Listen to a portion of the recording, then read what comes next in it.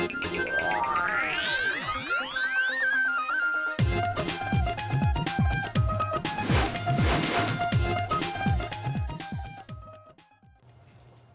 exists as we know it today because of colonization. While we work to disrupt colonial and oppression rooted practice in the work we feel called to do at Mending the Chasm, we also acknowledge our presence as uninvited guests on Brant Tract Treaty territory known as the traditional territories of the Haudenosaunee, the Anishinaabeg, the Huron-Wendat, the Attawandaron or Neutral, and many other Indigenous communities who have stewarded this land since time immemorial. We also acknowledge the harm of colonization that resilient people of the global diaspora have experienced, including displacement, land theft, enslavement, violence, genocide, and cultural appropriation. Our aim is to work in solidarity with fellow community members to heal from the harm of colonization and to reclaim the joy, the inclusion, well-being, and liberation that is every human's birthright. Hello, and welcome to Mending Chasms, Building Bridges in Community. I'm your host, Leena Sharma. My guest today is Jason Murray. Over the course of his career, Jason has worked on over 500 executive searches, as well as a range of consulting services in partnership with client companies. Prior to founding BES Executive Search Inc., Jason worked at a multinational executive search firm and also worked in the consulting division of Deloitte before that. He holds an honors Bachelor of Arts from the University of Toronto and a master's degree in management from Boston University, which is also the alma mater of Dr. Martin Luther King Jr. and Alexandria Ocasio-Cortez. Welcome, Jason. Hello there, Leena. Thanks for having me today. Awesome. Excited for this conversation. So I gave a quick intro of who you are. I'd like to give my viewers just a taste of, who am I going to be in conversation with? But, who are you in your own words? Oh, I love that question. It's giving me a moment to reflect. I am an innovator. I am a gentle disruptor. I am a arts and culture fanatic. I am therefore creative. I am a bridge builder. So I would say all of those are like a confluence of descriptors that really, make me who I am. And I try to move through the world with those things top of mind all the time. Love that. And it resonates in terms of my experience of you completely. And so thinking about BES Executive Search and, as the founder, I think a lot of times people are like, what was the thing that made you, what was the rupture or the realization that made you say, we need something different is possible, and that led you to build BES Executive Search? Yeah, it's such a great question. And I would say there wasn't one single moment, there were multiple moments.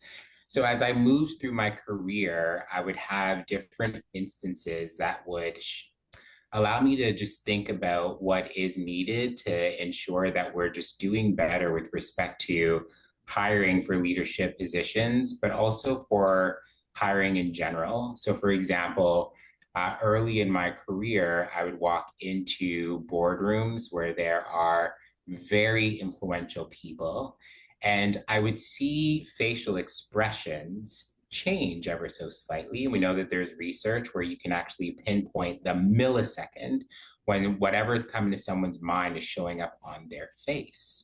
And there have been instances where I can see people questioning whether or not I should be in the room as the facilitator or the consultant, where they're just trying to make sense of what am I really going to be able to provide in terms of value, right? So, from my own lived experience, having to be met with that kind of reaction from time to time made me think to myself, even for myself, I want to know that I am going to be in spaces that I truly, I'm getting from other people, that the belongingness is there.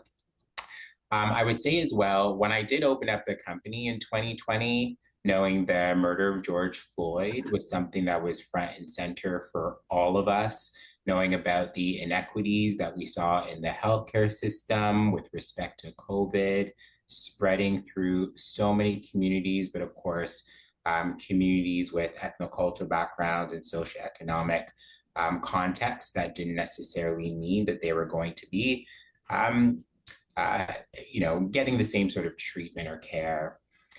I said to myself, I am one of the only people in the executive search space that has the lived experience that I do and access to some of the rooms that I do as well. And I said to myself, I should not be making this opportunity past. And I was really inspired by a lot of the work that was happening with a lot of other organizations that opened up in that calendar year. So I would say that that was a very pivotal moment in terms of when I actually did make that leap from being a partner at my firm prior to opening up this shop as executive search. Amazing, amazing. And I've heard this with a lot of folks who are, I'm going to say, like, driving and building values rooted businesses. And I know every business has values. I'm not to say that, but I feel like with BES Executive Search, especially, even as I saw BES coming up, I was like, this is amazing. And yes, and I didn't even know you at the time, but I would be like sharing your information with the clients who are hiring or anyone who's asking, like, listen, you got to try them. I mean, they should get a chance to do this too, even if they're not known to you, right? And so I can appreciate what that moment in time, for the many reasons you named, inspired. I'm going to say kind of like disruptor disruptions. Maybe we'll say that. And so, like, thinking about executive search, I've heard organizations say all the time, we just can't find qualified candidates. And it just has had me dance with is it the hiring pipeline that's actually broken, or are we protecting access to power in ways that we don't name? And that could look like the way a posting is written, the way that an organization communicates the opportunity, things like that. So I'm curious from your perspective, is it about the hiring pipeline, or is it both, or is it something completely different? Yeah, it's something completely different. When people are saying we can't find the talent, I think to myself, well, do you have an organization that people readily just want to come to where they find you? Right. So an analogy that I often will give people is an organization is the flower, and then there are the bees. And the flower needs to be as fragrant as possible to attract the bees so that the bees just swarm the flower, as opposed to the organization being the flower trying to uproot itself from its garden to then say, where are the bees? And so, if an organization is that flower that is trying to find the bees and saying we can't find the talent, that is already one of the issues and one of the problems. Is the organization going to need to do more to really make sure that its brand is on display in a way that has individuals that they're looking for saying, I am lining up around the block, wanting to be a part of whatever is going on over there?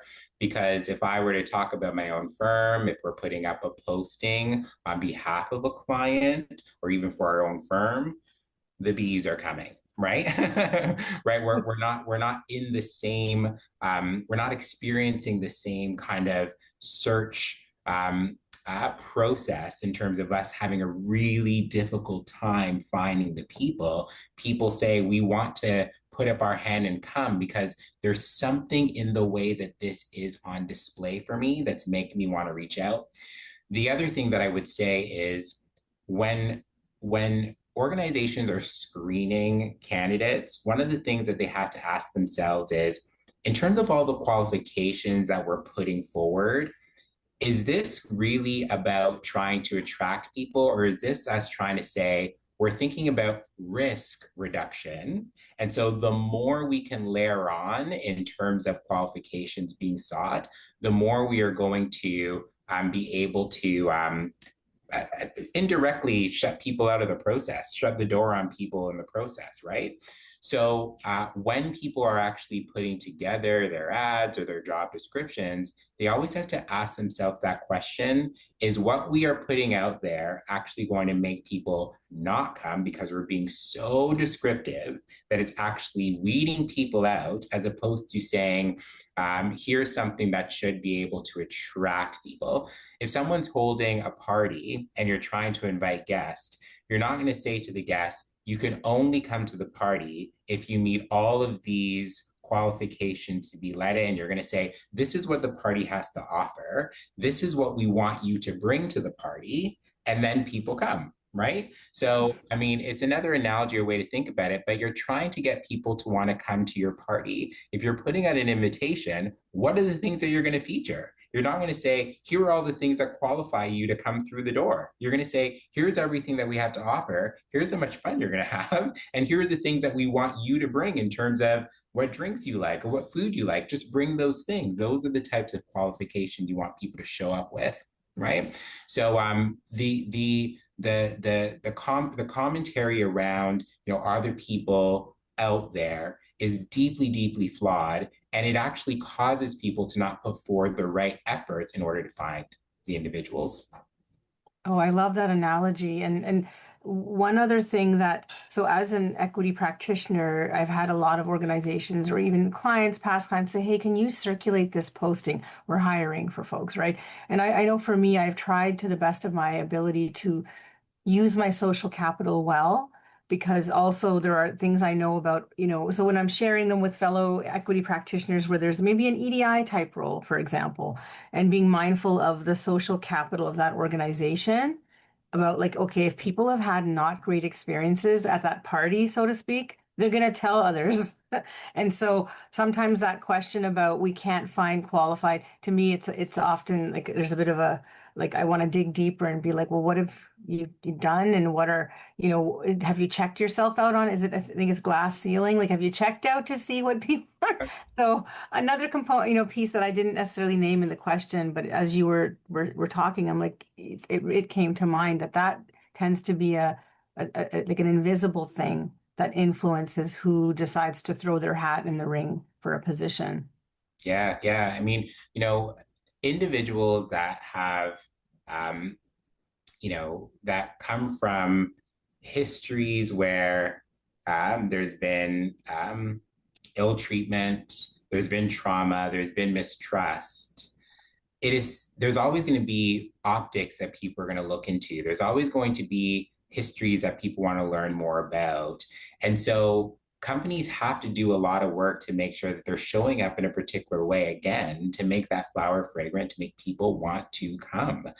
Because I know for myself, even when I think about some of the positions that I've had in the past, there'd be like a list of questions that I would always ask before I would even say that I'm interested, right? And so a lot of times organizations are like, why aren't people coming? It's like, well, are you going to be able to answer those specific questions in a way that people are going to be like, okay, now I'm ready? And if those answers are there, put it out there for people to see and they'll come. They will come. I love that. That makes so much sense. I'm curious also about the tension between representation and influence. And so there's that idea of folks who are like, I want a seat at the table. But I feel like in my exposure to BES and the work that you do is that there is really an intention around it's not we want to push for more than a seat at the table. We actually want to set this person up to be in a position to actually influence and make decisions. And again, yes, the executive roles lend themselves to that, but there's also we've had those experiences where we might have the title, but are not given the because of our identities that may not be dominant culture. So I'm curious for you. When I say that, like, what's the difference between having a seat at the table and actually being in that position of influence? Yeah, I mean, I don't know very many people who are ambitious people that are at their point in their careers where they can truly make a difference, that want to be a data point, right? That want to say, I'm representing a particular segment of the population. And that's where my influence starts and stops, right? It's really important for people that are at the table, if that's where they want to be, to know that they are going to really be utilized for their brilliance. I often say that innovation comes from lived experience, right? Like we can look at all of the inventions that we're currently making use of. And generally, the way that they've actually come to be is someone saying, I have an issue or a problem that I'm trying to solve. And that comes from that person's unique lived experience. And then it turns into a conversation around, well, what am I going to do about it? And then it turns into an innovation, and oftentimes an innovation that many people then use, right? And so when we think about inclusion, we have to think about what innovations are we not tapping into, what ideas, what creative problem solving endeavors are we not truly tapping into if we're not actually including people in their voice and asking them from a lived experience standpoint, what do you suggest? So I even think about my own firm, and there are countless people that say, we've never thought about doing that before. Well, I am taking from my own lived experience and saying, I'm pretty sure we can do this better, and here is how, right? When I think about, all sorts of inventions, even when you think about music, for example, right? There are always going to be people leaning in and be like, I think we can come up with a different sound, or I think we can layer on top of what came before. And so that's the biggest difference. Representation is a data point, it's a fact, fine. But in terms of like having true influence and true inclusion, it's being able to say, if we want the creative ideas, if we want the innovations, if we want to change the world, we actually have to say, your lived experience is going to matter in this conversation. Tell us more. What's the issue that you see, and how can we actually fix it? All the ideas are out there, let me tell you. It's just about being curious enough to actually get people to surface them. I love that. And it makes me think about even like thinking about the analogy around music, that there are people who hear things that we've never heard because of just the way. And so how much would we lose, or how much do we lose when we stick to whatever playbook, I guess, that has worked up until now, but has also entrenched the inequities as well. And so really love that you're tying it to innovation, that, and it's something I also felt through COVID, where those organizations that will thrive through this season will be those who understand that the future we're building has to include the people that we want to sell to, serve, right? And so I really appreciate that reminder about innovation. We all want to innovate, but sometimes we're not thinking enough about what are the ingredients for that. Yeah. And even when you think about like, individuals living with disabilities, like so many ways that able-bodied people benefit are actually from individuals that are living with disabilities, where we're thinking about what their needs are, we've heard what their needs are, and then it actually changes whatever that innovation is, right? I mean, you can look at, the way in which we interface with our mobile devices, like so many of the things that we experience from our mobile devices, even being able to use like our voice to be able to speak prompts and then get certain replies, that's actually come from the accessibility community needing to know that there are ways in which that they can engage with these devices. So if there's a message that needs to be sent, you can speak it into the phone and the phone replicates that into text. That's not just something that, just spawns out of nowhere. It's people's lived experience that actually creates the change. That one hit home because I use voice to text more than I want All to. the time. Love that. Yeah. And again, just that reminder of like how much it's already operating in the background, in terms of if we don't take the time to be curious about some of these, the origins of these innovations. So I think about your journey as a founder, and I think about it hasn't been that long, but also it feels like a lifetime. 2020 feels like it was a lifetime ago. But when you think about, those first early days of BES, and you look at where you are now, are there some lessons or things that you're like, this has really humbled me, or like this was a full-on affirmation of my vision, or so either end. I'd love to hear. I always love to hear from founders around like what has that been? Oh, wow. You're going to take me down memory lane, Leena. I'm a big crier to anyone who's watching this. So if I get choked up and start crying on you, don't It's stop. welcome. You It's can. welcome. Oh, my goodness. I mean, entrepreneurship is so hard, right? It's so hard. Um, there's just a lot. Like you obviously need to bring in clients, you need to deliver for your clients, you need to, make sure that if you have staff that you're thinking about all their needs, then there's expectations from the broader community. And I would say there's a lot of expectations on a firm like ours, right? Based on our values and our mission. So when I think about the early days, I think about, I would say, making some decisions that I'm like, if I can go back in time, and we probably all have those moments, I would actually make some changes to the way some things were done. Um, for example, there was a point at which we opened up in the US, and I think that that was probably too fast, too soon, as one of my colleagues, Melissa, will say, too fast, too soon. And so, yeah, that was a lot on our plate and ended up taking like a lot of time, money, resources, etc. And we since have made some changes in terms of where that's concerned. And we had some challenges. We've had, unfortunately, some individuals that were behind the scenes just not kind. I remember this one individual that was saying, based on your firm's mission and values, I'm going to go to CTV and City TV and Global and all these networks and try to make an example out of you in the firm. And I'm thinking to myself, wow, like this is how some people spend their time.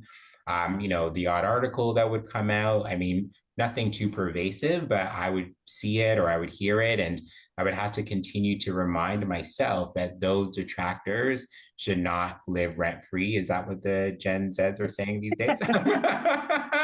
Rent free in my mind. And really make sure that I am focused as I tend to try to be on what we are here to do. So some not so good things over this time period, and then some really rewarding things. We've won awards. We've seen like really important appointments that have just been so gratifying in terms of seeing how they've been just changing the game and just making for a better world. So, Amazing. Again, I mean, we all, if I don't, it's not failing. Well, it's failing forward. That's what I would say is like, we're going to make mistakes, but if we can learn from them, pivot, and I feel like nobody's immune from that. I haven't talked to a founder who wasn't like, yeah, if I could have done that over, I might have, myself included. So what what has building this required of you personally? And maybe there's a bit of a fun answer because I think about like the way you show up in some of the, really creative, I'm going to say promotion of BES and your team and the work that you do. But like when you think about what it's required of you to build BES, executive search, not just professionally, but what is it asked of you emotionally, spiritually? wow, these are great questions, I have to say, Leena. Wow, it's required me to just have gratitude, right? Like each and every day. Um, I mean that is something that I would like to think that they do naturally, but I do have moments where I just have to pause and just have a lot of gratitude for people that are on the team here, for client organizations, for the greater community, because there's been a lot of support. Our company would not be able to be where it is unless we had that.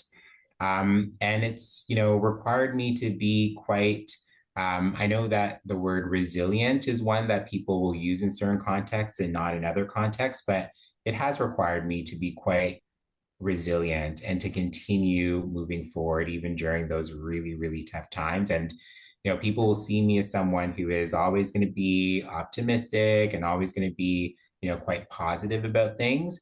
But it's hard, right? There's like tons that you carry. I'm human, so it's required me to really just do my best to be resilient.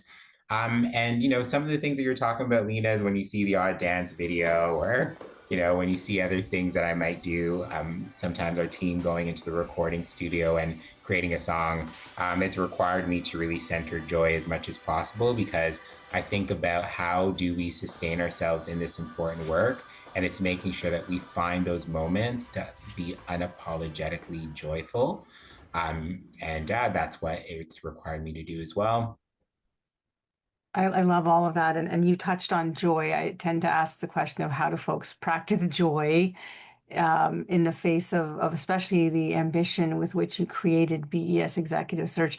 I know being in the body that you're in, it comes with, the identities. There's an extra price, and so I just really acknowledge that. And I didn't want to leave this conversation with, you bring such wisdom and expertise and just knowing to this work. If you read the tea leaves, so to speak, and thinking about this, rising authoritarianism, the rise of fascism, the attacks on DEI, what do you see coming for this work? If you had like one or two predictions, I would love to hear your opinion. It is going to ramp up even more.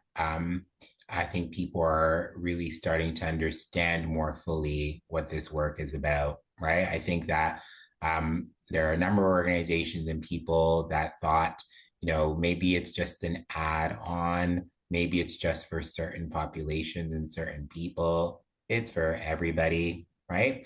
And so I do see over the years more and more organizations embracing this work even more and integrating it even more in the work that's being done. I see some of just thinking about the political climate because this is what people are often thinking about. I see positive change coming over the years. I think that Canada is a model for the world, and people are really taking note in terms of how. I mean, no leaders are perfect, but certainly there are some that are far better than others. And I think that we just have to continue to be those types of individuals for the remainder of the world to take some notes from how we are showing up. Amazing. And so you've heard it, folks, that, the DEI work, the progress is going to continue. And it really does honestly resonate with my own experience as well in terms of what I'm touching. Is there lots that scares us? Of course. But I'm affirmed by what you shared here. But thank you so much, Jason. I so appreciated you taking time out from your busy schedule to be a guest. Thank you so much for having me and for all the work that you do, Leena. It's exceptional. Thank you. Thank you. So, to my viewers, thank you for continuing to watch. Keep your suggestions for guests, any feedback, keep it coming. I'm here for it. And until next time, keep building bridges and community.